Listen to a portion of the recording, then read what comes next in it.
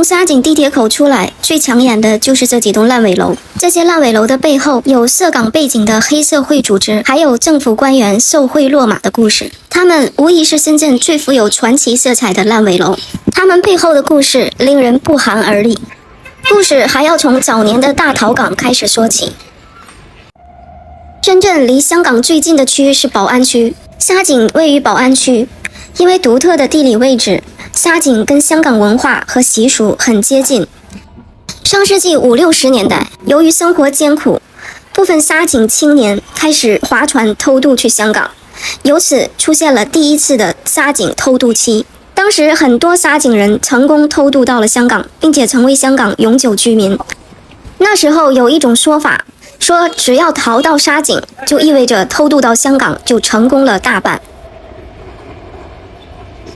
70年代末期，出生于沙井的陈锡波，在大陆的大桃港中成功偷渡到了香港，并成为香港永久居民。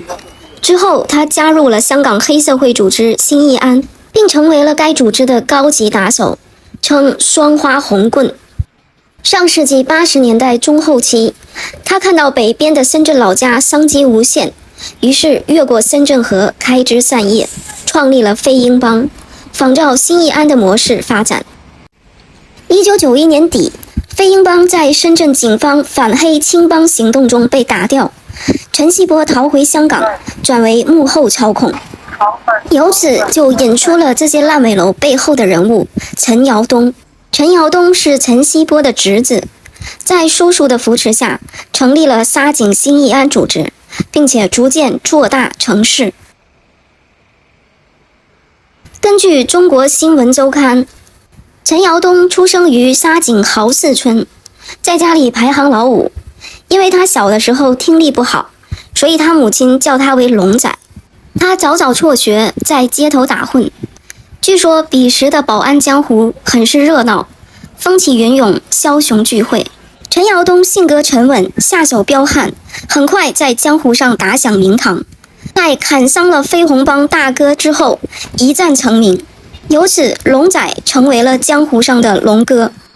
沙井新义安也悄悄壮大，旗下聚集了一大帮兄弟，数年间一统沙井地下江湖。有一次，龙哥请来了向华胜赏光，连向华胜都不禁赞叹：沙井新义安比香港青出于蓝。根据中国新闻周刊，陈尧东早年的发迹都与收购废品有关。深圳多名企业家告诉中国新闻周刊，说在深圳看似不起眼的废品收购生意隐藏着惊人的利润。比如说，当地有很多电子厂，电子垃圾很多，其中含有铜、银等金属的废旧电路板被收购后利润巨大。当时的废品收购生意被龙哥等人垄断，外地的收购车辆进不来，本地的一些工厂也不敢把废品卖到外地。根据2012年南方都市报的一篇报道说，2000年开始，沙井加工企业产量翻倍，大批的工业废品成为商人们抢夺的资源。龙哥从经营一家废品收购站开始，逐渐将沙井附近大多数工业园近1000家生产企业的废品回收业务揽入自己人手下，并且将势力一直延展到公明一带。2010年4月，公明马山头一个科技园发生了一起恶性枪击案件，一家废品收购站为了抢夺工业园的生意，和园方发生了冲突。废品站几名男子持枪冲进工业园，将门窗和老板的豪车玻璃打碎。事后经过警方的调查，才发现这家废品站的源头老板就是沙井新义安的成员之一。龙哥在沙井有许多江湖传说，据说龙哥行事为人低调，待人接物有礼貌，穿着朴素，气场十足，还很讲义气。一些手下就是在外面受欺负了，被龙哥照顾以后，才变得忠心耿耿。龙哥还帮不少小弟戒毒，他早年自己是个瘾君子，戒毒成功以后，决定洗心革面，并且严格要求手下远离毒品。有一些瘾君子在投靠了龙哥之后，居然成功戒毒。根据公开资料显示，沙井新义安组织层级分明，成员达数百人。龙哥将地盘划成数个区块，不准手下捞过界，也不准内部打架，砍一刀赔3万。一旦出事，龙哥主持裁判。另外，龙哥还不涉黄，他对经营青楼生意的四川帮嗤之以鼻。根据公开信息，沙井龙哥是靠垄断废品起家的，后来又投身于工程，而且修了不少工业区。但他嗜赌，在2008年的时候，因为赌博而输了不少钱，所以把工业区卖掉了很多。但他并没有垮掉，而且通过搞快钱，迅速重新发展了起来。2006年，42岁的刘少雄接任沙井街道党工委书记、主任职位。刚上任不久，刘少雄就收到了各个方面的反映情况，其中主要问题就集中在占据沙井已久的涉黑团伙组织沙井新义安。关于新义安首领陈尧东，有大量的举报材料堆积如山，然而刘少雄并没有采取任何措施。作为长期在政界发展的人，刘少雄并不受制于自己身份的限制，他喜欢和各种各样的江湖朋友交往。根据公开资料显示，刘少雄和龙哥很早以前就认识。当刘少雄接任街道书记以后，他们2个人更是加强了合作，在政府征地和土地置换的过程中多次合谋，分赃非法所得高达上千万港币。拥有权力的刘少雄不仅对龙哥如此，对辖区内其他有求于他的商界人士，他也都积极响应。对待这些懂得人情世故的金主，刘少雄一直都保持着包容的态度。他经常用一句"英雄莫问出处"来概括他与他们之间的深厚情谊。刘少雄非常注意细节，在公开场合，他一直都保持着低调和廉洁的形象。无论是衣着、饮食还是日常生活，他从没有显示出贪污腐败的本性。2010年，央视媒体在《经济半小时》节目中进行了实地探访，揭露了沙井地区存在无审批手续出售商品房的问题。这个项目正是由刘少雄的合作伙伴龙哥经营，由于获益巨大，一直在沙井兴盛发展。新华社曾发文称，凡是黑恶势力能够长久称霸一方，其根本原因在于有一顶或者多顶保护伞。所以，虽然央视重点曝光以后，使得龙哥稍有停顿，但不久之后，他名下新成立的公司又展开了占地、建房和销售的一揽子业务。深圳都市报曾报道，龙哥虽然为人相当低调，但他做事相当高调。自从涉足房地产业之后，龙哥及其手下开始频繁经营官商人脉，尤其是政界人脉。他在沙井一个废品收购站内暗设了一个皇宫，皇宫外表看上去就是2栋普通的农民楼，不会有人想到里面大有乾坤。据沙井街道办一名官员透露，此皇宫是许多官员经常去玩乐的场所。2012年2月7日，数百名荷枪实弹的特警突击围捕沙井多家酒店和娱乐场所，一举摧毁了盘踞在沙井的黑帮团伙。当时，深圳媒体《京报》报道称，龙哥正是这些酒店、娱乐场所的主要股东之一。根据该报道，警方曾进入于沙井中心路旁的一家并不起眼的大厦，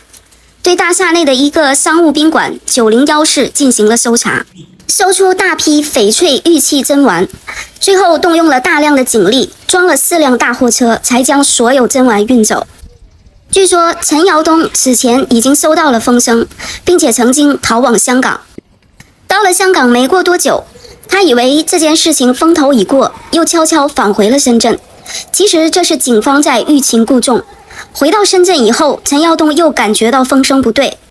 他躲在商务宾馆的901室，烧了大量现金以后，赶往黄港口岸，准备再一次出境香港。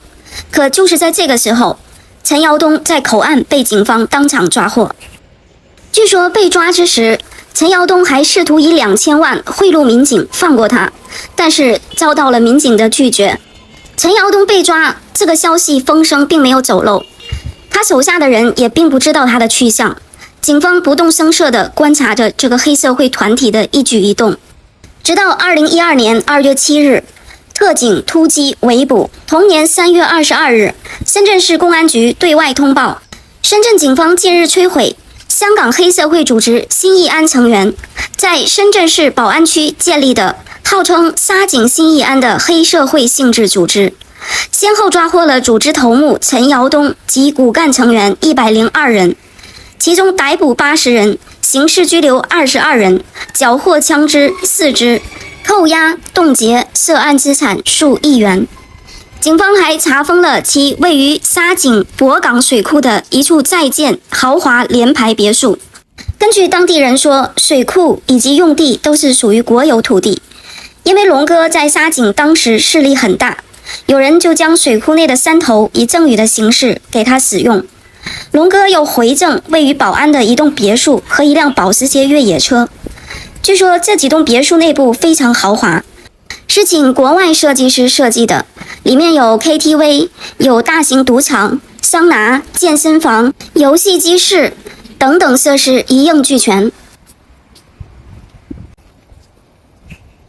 沙井新义案告破后，幕后的保护伞也接连落马，先后由宝安区沙井街道办原书记刘少雄等9名公职人员被查。2012年11月28日，沙井新义安涉黑系列案件主体部分在深圳市中院一审公开开庭审理，40名被告人出庭受审。审理的主体案件涉案事实一共58起，其中命案2起。2013年1月30日，因犯组织领导黑社会性质组织罪、故意伤害罪等14项罪名，陈尧东被深圳中院判处无期徒刑，剥夺政治权利终身，并处没收个人全部财产，罚金人民币1.27亿元。一审判决以后，陈尧东不服，并且提出上诉。同年9月，广东高院驳回上诉，维持原判。政府官员刘少雄在庭审中表示自己的犯罪行为国法不容，甘愿接受惩处。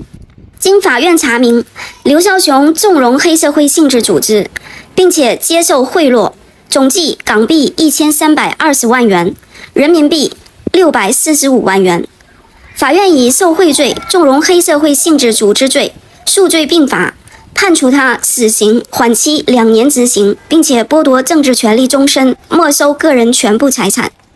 一审判决后，刘少雄也表示不服，并且提出了上诉。